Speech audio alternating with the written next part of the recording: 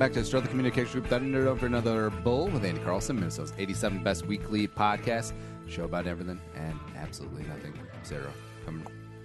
Absolutely nothing at all. Coming right at you one day a week. Sin Shotgun is the old Uncle Nick. Give him a follow on the old Twitter machine at Nickason. Nick, how are we? Good. Glad to be back. Are you? Are you, though? Yes. Yeah, it has been a stretch. And we both, our normal recording days we've been both swamped with our jobs. And yeah, things happen, but we're still here. Tell a friend, spread the word. iTunes, Stitcher, iHeartRadio as well. And so I had a revelation this week. Mm-hmm. I really like the band Creed. I see. I know that's not really cool to say, but it's more nostalgia since Creed was really big when we were in high school. Had the CDs. They're awesome. Thought Scott Stapp was a bit of a douche and got really weird and had like a god complex. But you know, ego will do that to you. Thought Mark Tremonti was a phenomenal lead guitarist. So that's all. You know way so much more about Creed than even I know, and that's a little scary, actually. I think it's hilarious when bands have regular members, but they don't credit them. So Creed is technically a trio. So Scott Stapp was the drummer, and it was Mark Tremonti, the guitarist, but they never credited the bass player, even though he's in the video. Interesting. And he always toured with him. Unless it's like a studio bass player, you know? I mean, maybe like he's not part of the band. Then why is he in the video? They have someone there. You just have someone there. I don't know. Fill in. Do you know there's a Scott Stapp sex tape? I did not know that. Like Kid Rock is involved. Well, they're not like together, but yeah. Yeah, man. Interesting. It's a great segue into Josh Pelter, Remax Preferred. Josh probably does not have a sex tape, but I can tell you what he can do is he can cut through all the red tape, nailed it, of buying or selling your home right here in the Twin Cities area. And it's a tough process. It's very long, it's very arduous, and it can be very taxing because there's a lot of things involved. So give him a call, 763-213-4617, joshpelto.com, Josh Pelto, Remax Preferred. Hold on. Nickerson gets higher, huffing a rag full of lemon pledge.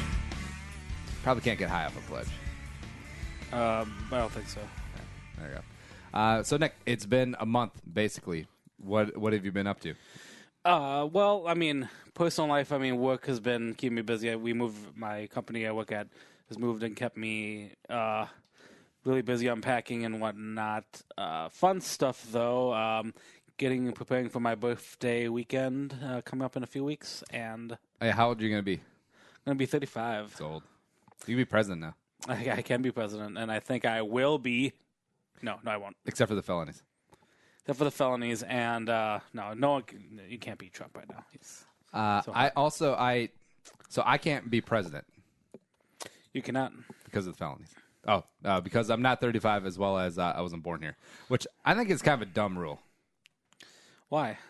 Well, I understand why they had it back in the day, because America was this new thing. It's like, hey, it's 1793, and we don't want some Brit coming over and just running the Electoral College because he's super handsome and popular, and he does all of those things. He promises free barley and ale for everyone. Yeah, so I understand that, but I feel like they should amend it to, if you've been a citizen for 35 years, you can run for president. Ooh, I like that idea. I mean, there's a lot of nitpicky things that's weird with the United States, and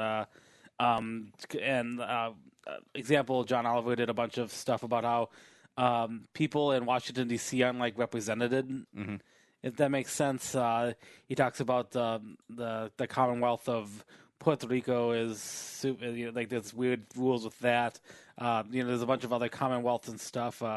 Guam and stuff, which is like a U.S. territory, isn't considered like stated they have rights. I mean, there's a lot of issues that the U.S. has. So among other things. Yeah. Oh, I got a tattoo, by the way, too. Oh, yeah. What was the tattoo of? The tattoo was, and I feel fine. I'm not showing any social media stuff this until my birthday in a couple of weeks, but I don't think too many to my family members will be surprised if they catch this podcast. I got one of the Filipino sun, which is if you ever seen the Filipino flag, there's this bright yellow sun in the left side of it. I got a black version of it on my arm. So my first tattoo ever. I didn't cry once. So How much is it? $125, I believe. I feel like that's pretty cheap. It's not too bad. I mean, it's not, mine. I had a very simple tattoo, one color, a very simple outline. I think from the needle coming in to like it being completed, I think took like less than 45 minutes. Now, are you going to become an ink addict? I do have another tattoo in mind down the road. So You gotta be careful, Nick, because that stuff gets addictive. Because once you get it, I know. you think it looks good, and then you're like, look at all this other space that I have in my body. I have so much space on my body. I always joke I would get like the earth tattooed on my stomach, so when I gain and lose weight, like it'd be like plate tectonics, like ooh, I'm merging Pangea, making Pangea with my abs. No, but tattoos are a serious thing. I mean, you're putting something on your body forever, and I want it to be something, personable. One, something that's not too visual anyway, because obviously jobs. So, Yeah. So in my upper arm, easily covered by my sleeve. Something that I can always see, like in the personal, in my own home, and like for me, I'm Filipino. First time ever on the podcast, so it's something close to my heart and my family. So I'm glad. The next one will be like a guitar down the road, just because I do love music, but I would want the design to be really good, and I would need some time to find a good tattoo artist who could design. Do the guitar like right down your chest, like Brock Lesnar has that sword where it kind of looks like a ding dong. I don't think so. But plain tattoo in honor of you, Nick. I do love the band Tattoo. I miss them. Rest in peace, Tattoo. So this weekend, pretty excited, taking Margaret to her first movie, and it's going to be Toy Story 4, which is great because Margaret's really getting into the Toy Story movies, and also I don't mind the Toy Story movies. Like I liked them growing up. I thought Toy Story 3 was really good, and I think just in general, like they're very well done, good movies that aren't just kids movies. It's funny to say when you said growing up.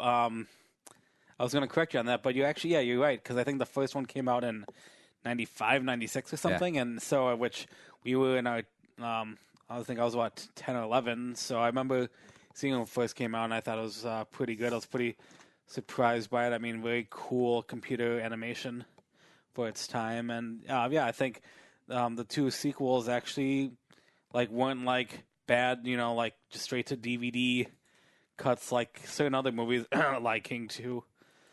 Simba's Pride, they actually did pretty good. So I'm kind of excited for this one as well. All right, so not to do the full trailer, but let's look at the teaser because we know what this movie's all about. It's all about the big guy. I wonder how long they can keep this going because they're great movies, but also the plots are pretty straightforward. It's like, oh, we have to go rescue this person, adventurer, and now we're back. But I did like in Toy Story 3 when they introduced Bonnie, because Bonnie's a sweet little girl. Amazing. Oh, yes. Yeah. Mr. Potato Head. Wait, who passed away? Was that Mr. Potato Head, Don Rickles? Yeah. Oh, yeah. Except they have crazy technology now where like an algorithm can just absorb a bunch of your spoken language, words, and then they can just regurgitate it, which kind of scares me. With the amount of time that I've talked, like you could basically input all of that stuff and then make me say anything. Isn't that how they do the presidents singing hip hop songs? Like YouTube clips or well, on that, something like that. In that they have video and then it's able to be transcribed, so you can search out the words and then they just splice that up. Yeah, I figured something similar. But I mean, Don Rickles, for example, is pretty easy to, I think, voice. I mean, he's a... Is Rex the Princess Bride dude? I gotta look. Wallace Shaw? Yeah. Inconceivable. A movie I think you don't like, but I do love. Which one? Toy Story. Princess Bride. Oh. I thought you didn't like that movie. I'm indifferent to You it. think it's overrated? Well, I feel like people just get a little. Yeah. Wallace Shawn. Rex nailed it. Good one. Huh. John Ranzenberger as Ham. Surprised John he's Hamm alive. as the alien. R.I.P. Jim Varney as Slinky Dog. Who stepped in? Blake Clark. There you go. The coach from The Waterboy. The one who's grabbing his nipples at the end. Oh, yeah.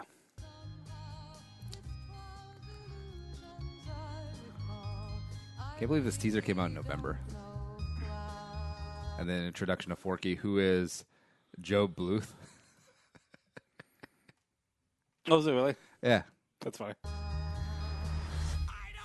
Oh, no, sorry, Buster Bluth. Yeah, Buster. Yeah. I'm like, I didn't think Yeah. it was.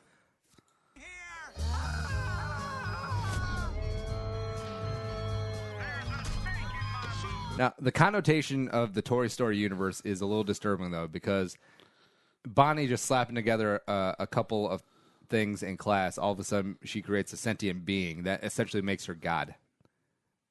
Yeah, it does. As well as all the toy companies. And also, say there's 500,000 Buzz Lightyear figurines out there. So each of them are sentient? I'd assume so. Yeah. It's so creepy. It's kind of creepy if you think about it. Yeah, it is. Yeah. Well, there you go. So, Nick, you may or may not come to the movie. I like.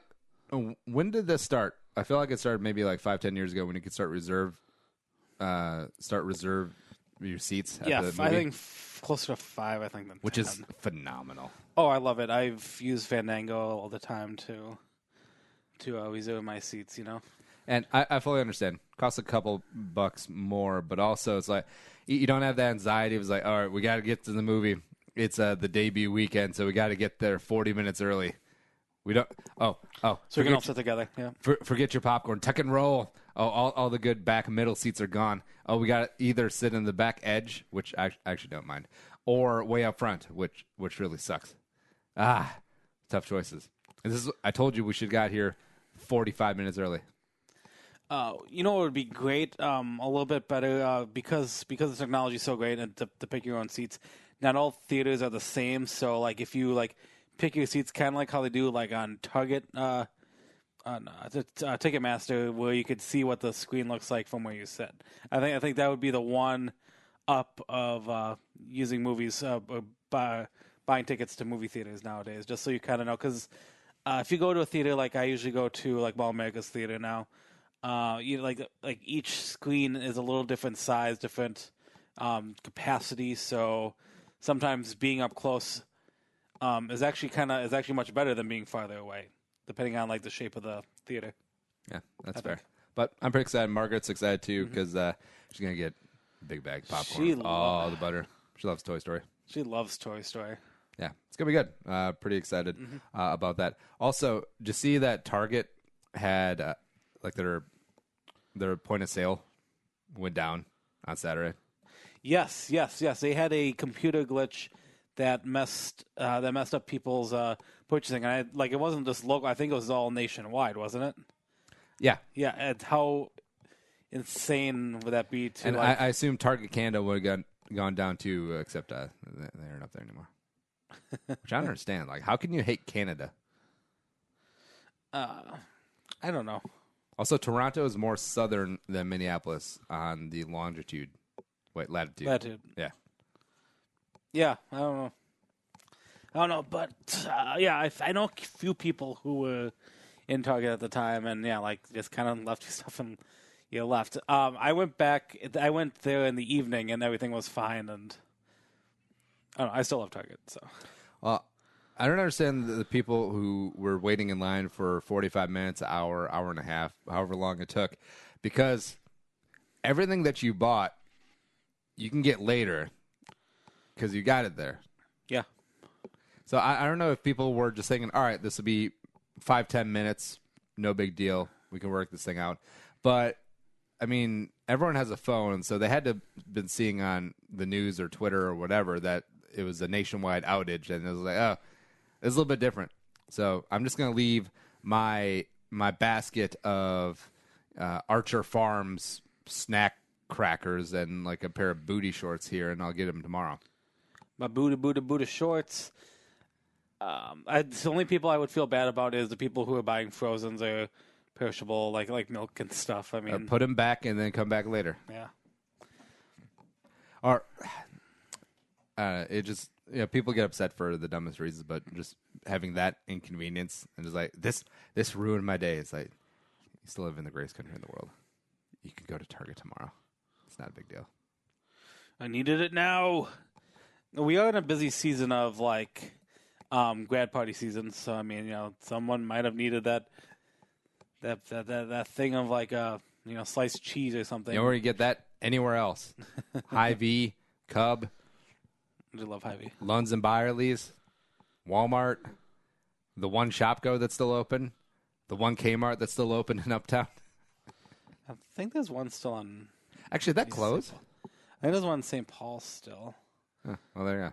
Scary one. Yeah. But also was kind of silly. So OJ joining Twitter. Now, OJ joining Twitter, and then Bill Cosby also. I got pull up the Bill Cosby one. See, I didn't know about that one. I heard about OJ. So yeah, Bill Cosby, who isn't he in jail? I thought he was. I think he still is. So all right. So he tweeted this out on Father's Day. Hey, it's America's dad. I know it's late, but to all the dads, it's an honor to be called a father. Let's try and make a renewed oath to fulfilling our purpose, strengthening our families and communities. Happy Father's Day. And it's like, didn't you do a bunch of bad things? Yeah. Also, the fact that this didn't get ratioed, like it has 9,100 likes, 5,700 comments. So if people don't know what ratioed means, is if there's more comments than likes, it's generally considered a bad tweet because people are usually being like, I don't know, man. That's a little rough. But he still has 3.5 million followers. He only follows 6 people. I want to look like who he sees. So he follows Sesame Street, ESPN, Nice. PBS, Turner Classic Movies, Sinbad, and Malcolm Jamal Warner. Damn, you don't even follow Phyllis? Damn. Come on, Theo. I don't. I'm sorry, he should. Yeah, they let people in jail. I mean, I think low level. I mean, I wouldn't call him a low level criminal, but I mean, I guess they can get social media access. I mean, computer access. So I guess he probably can be allowed to do stuff like that. But I don't know. I feel like if you break the law and go to jail, I feel like you should have that stuff taken away. But let's talk about the opposite end. Let's talk about OJ, who just spent time in jail for was it armed robbery and not the other thing that he should have been charged for. Yeah, and I think wasn't his first tweet a video of like, "Ooh, I'm on Twitter now. What should I do? Or what should I talk about?" they banned OJ Simpson Just now. Yeah, apparently it's over. Oh. Yeah, but oh well. I don't see that. Oh. Yeah, because I'm just trying to look up his account now, and at the real OJ Simpson 32, which was his handle, it's gone. Oh, poor OJ. What if it was a prank? I thought he had a video. Yeah, he had a video, but what?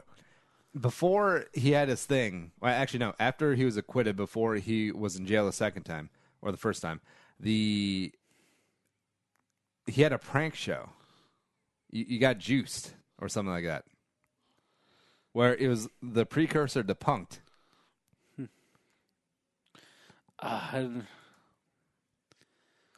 Oh wait, yeah, I'm on his Twitter feed right now. Oh, are you? Yeah. Did I get blocked? OJ_Simpson 32. No, that's not right. That's a fake one. Oh. Otherwise, there's at the real OJ. Oh. It's at the real OJ Simpson 32. No underscores. I think it's gone. Oh my goodness. Sad day. Oh well. So that was weird, and that's too bad. Well, there's a lot of people following this fake OJ one at the real OJ 32. has almost 800,000 followers. Yeah, that'll do it. Nick, get the news ready. Okay. I'll tell the good folks about the Strother Communications Group. Yeah, good segues into both of our sponsors this week. Because you know that your products are unique, and it's time that the world does too. The B2B marketing experts at the Strother Communications Group will get your message exactly right and put that message in motion with a multi-channel, easy-peasy marketing campaign to make your product stand out. To find out more, go to scgpr.com, the Strother Communications Group. All right, Nick, let's do a little news. You are fake news. Sir, go ahead. George Bush doesn't care about black people. I ain't got time to believe. You can't handle the truth. The news with Uncle Nick. All right, Nick, what's going on in the world? All right, a story from earlier this month out of Maple Grove, Minnesota. It's obviously summer, so it's graduation party season. There was a story about a grad party lost 600 chicken fingers from Raising Cane's. So the story goes is that these two high schoolers were planning to do a joint grad party, and then coughed up some money to order, because obviously if you call early enough and place an order, you can always get a ton of chicken wings. 600 chicken fingers. So I don't mean wings, but chicken fingers from Raising Cane's, which if you've never been, Raising Cane's awesome chicken. So the party was they went to go pick it up, and they realized that someone else has picked up the order. And like, holy crap, and then, they were shocked, like, oh my God, someone else grabbed it. But luckily they had a really good manager staff there, and they were able to make 600 do another order of chicken fingers for them by giving them 200 right away, and then the other 400 would come in an hour. So I wonder how fast they could make them. Well, I never deep fry anything, so I don't know the deep frying process. I never worked like fast food or stuff. I mean, if you have all of them running, but I mean also to run a business. Yeah. So yeah, oh God, obviously they can do 400 in an hour. So actually, I'm dumb. So he must have changed the handle, because it's at the real OJ32 now. Oh, is it? Yeah. So he's still up. Okay, so he is still there. Okay. Because on Father's Day, he put out a video addressing a long-standing rumor that he is Khloe Kardashian's father, and he's just like, nah. It's so. Did you say straight up nah? In so many words, yes. It's just so funny and stupid. This timeline that we're living in, it's hilarious. It is great. It is great theater to me. Sorry. So chicken finger. How many did you buy when you brought some to Friendsgiving? I think I bought 100 or 75. I think it might have only been 50 to 75. I think. It doesn't seem like a lot. It's not too bad, but I mean, it's almost $1 a finger. I think I was sent, ate like all of them. I feel like that's a good move for a grad party. Oh yeah, those are great. I mean, great. They're awesome meals. I mean, it's a great. They have great food there. Yeah, I would. If I can do my grad party over again, I might do that. Remember, I made the cane sauce once, and it's just mayonnaise, ketchup, a little paprika, and cayenne, and that's about it. I forgot about that. Yeah, we should do that again. I love canes. Yeah. All right, what's next? All right, a video that gone viral the last few days was a fight breaking out at a youth baseball game in Lakewood, Colorado. I kind of actually got the news article from you. I saw someone else like on Facebook, and I didn't look into it until I think you posted it as well. And something I talked to my softball coach coworker. When bringing up a baseball game that was comprised of 7-year-olds. Sorry. So a game comprised of 7-year-olds, and obviously, who causes the trouble? The parents. Yeah, because I mean, there's a 13-year-old who typically who umps the game, but apparently something happened in the game, and then a bunch of adults came out of nowhere, started arguing, and then shoving and fighting and pushing, and one guy was sucker punching the hell out of people, and turquoise shorts. Yeah, teal shorts. Yeah, I love the lady commentary. We'll pull that up again. In Jesus' name, right now, Jesus. Rebuke Satan in the name of Jesus. In the name of Jesus. Now, things like this, obviously they shouldn't happen. Parents should chill out. It's just a game. Let the kids enjoy it. But I also love on like the social media, especially Twitter, when people just like, how dare they? So ashamed of the human race right now. It's like it's taking a lot of courage to come out and denounce adults fighting at a Little League game. Such a brave stance. Good for you. Yeah, and you're inside, watching it. That's that. Yeah. Actually, this is a half a cage match. To a point, it kind of is. Yeah.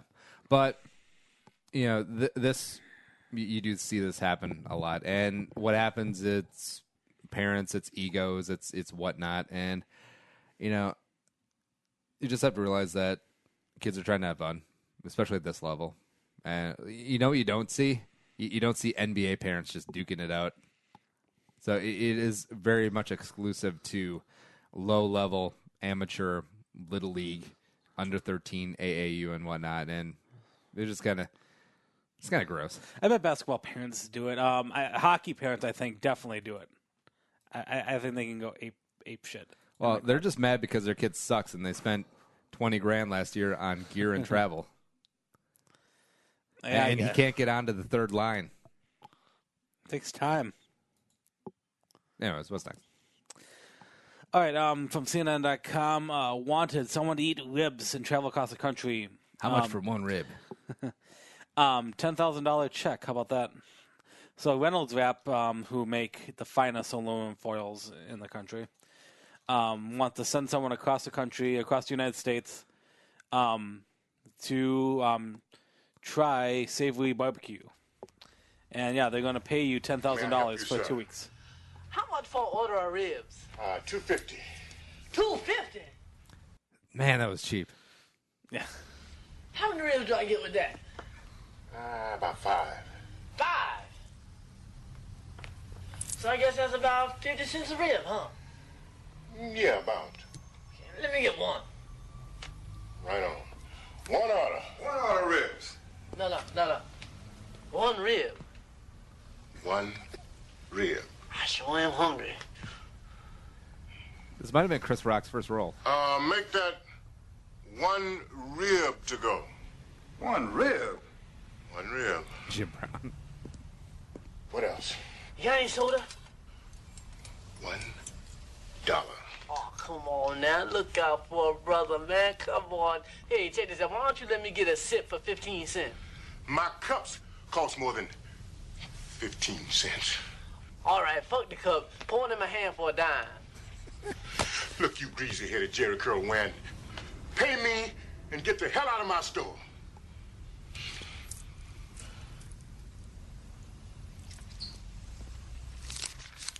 Whips out a wad of hundreds.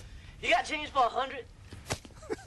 Look, we're gonna need an orthopedic surgeon to remove my... I forgot how good this movie is.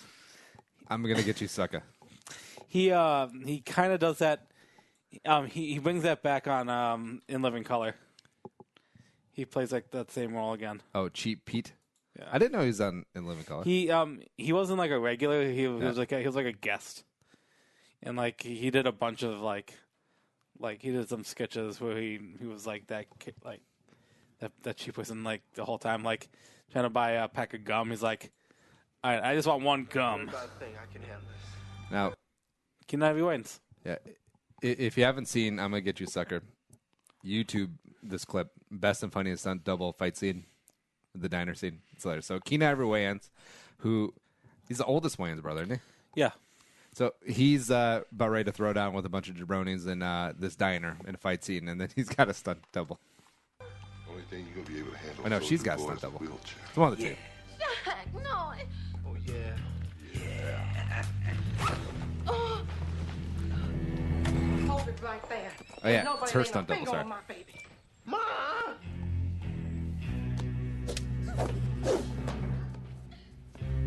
How'd you do that? Turns into a mustachioed white guy. Looks like Mario.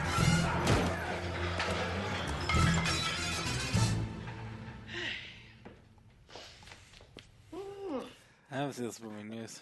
Oh, it's just so freaking funny. Anyway, yeah, I would do this. Reynolds Rap, holler at me. Yeah, so ribs is just 2 weeks. Yeah, so 2 weeks for $10,000, not bad. They want you to go across the country. I think it sounds like you might need a little bit of grilling skills because I think they ask you to. I mean, because obviously you kind of have to work with this. I mean, you have to take pictures. Try ribs. They talk about different grilling techniques that you see while you're on your travels. But I mean, hell, if you have 2 weeks to kill and if you love ribs, I mean, I say go at it. I think it's awesome.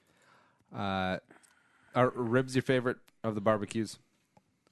I think I prefer pulled pork. I prefer beef brisket. I do like ribs a lot more now, just because I'm no longer like a sucker for eating around the bone because as long as not a nice fancy restaurant on like a date or something, I don't mind gnawing on a bone like a dog. Now, see, I feel like on a first date. Now it's been a while since I've had a first date, but you had so many first dates. You definitely should just eat like you're normally gonna eat. So I'm a big believer in get some ribs, get some wings, eat with your hands. Whatever happens, happens. Because if you can't accept me at my ribs, you don't deserve me at my fillet. That's nice. Or something like that. All right. Anyways, what's next? All right. A poker story news. Something that me and Andy both actually kind of met and became friends through playing poker. CNN a couple weeks ago, a Russian online poker player was found dead after she was electrocuted while drying her hair. Now, see, I thought this was going to be something like a poker player dies of exhaustion, where they had like a 6-day session. Like that's a lot more common. Oh yeah, I kind of thought that too, but no, it's a freak accident though, and she was popular. She had a fan base. I mean, I think that's why people discovered that she was missing. And I think a neighbor found her dead. She's a regular on the video streaming thing Twitch TV. So I mean, if you're a follower of Twitch stuff, I mean, I think you find her too. But yeah, I mean, online poker player. Nick, you should get a Twitch account. I thought about it. What would you Twitch? Just me and my life. No, I don't know what I would do. Just a lot of people do gaming, and I'm an old school gamer, so in the back of my head, I thought if I had the computer equipment to hook up to my TV and have a video on me. I think you can do it because I've Twitch streamed a little bit, mainly for mock drafts, but also I played Tecmo Super Bowl. Oh yeah. I remember you doing that. Yeah, people seem to like it. Yeah, down the road I might do it, but as of now, I YouTube stuff. So there you go. She'll be missed. All right, what's the last one? All right, the last one was back a month ago. Ice-T was in town, and this was from BringMeTheNews.com. I think it's a NPR type of thing, but Ice-T was tweeting about coming to Minnesota. I thought that was just kind of funny because it's Ice-T, and he was coming to play at Treasure Island Resort and Casino, and he was just the town of Welch was brought up in this article, and I thought it was kind of funny. Oh yeah, Welch is a few miles away from Treasure It always Island. throws me off because when I think of Treasure Island, I think Red Wing, but it's technically in Welch. I think so. Yeah, I think it is. Yeah. Yeah, it has to be right. I always thought Treasure Island was in its own little zone or whatever, because it's Indian casino. Is that your favorite casino, Nick, in Minnesota? It's the one I travel to the most, obviously, because my dad pretty much lives there on Wednesdays. That's his week-long quote going to school, as he likes to tell me on the phone. To not make it sound so pathetic. It's like, oh, Nick, I have a good day, Nick. I have to go to my class today. I'm like, oh, yeah, it's Wednesday. I'm assuming he gets more bonus points when he plays the slots. So Wednesdays is his drive down to Treasure Island because it's less than an hour away. Nick, I envy your dad. No. All right, and that's the old news. The news with Uncle Dick. From the entire Channel 4 news team, I'm Veronica Corningstone. And I'm Ron Burgundy. Go yourself, San Diego. Nick, it's your last week not being old and dead. It is my last week not being old and dead. It's got to be pretty exciting for you. It'll be more exciting once it comes to that weekend because I'm pretty excited for the party. So, if you enjoy the show, tell a friend, spread the word, add to the Jerome Homie Army, give Nick a follow on Twitter at Nickason. I'm at Andy Carlson. But we are out of here. But until next time, I'm Andy. And Young, sayonara, and bye-bye. We'll spell you later.